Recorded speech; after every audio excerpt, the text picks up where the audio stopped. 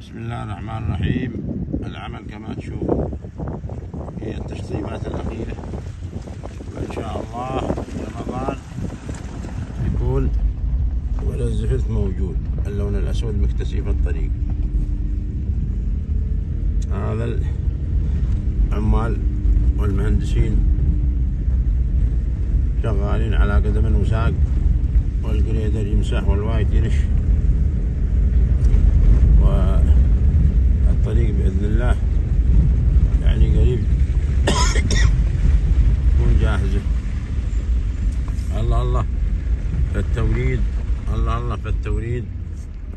طبعا موضوع التوريد هذا حتى ولو ركزت عليها اللجنة والإعلاميين والمتواجدين في العمل، هو الغرض التوريد لإكمال المشروع ولمحاسبة المقاول،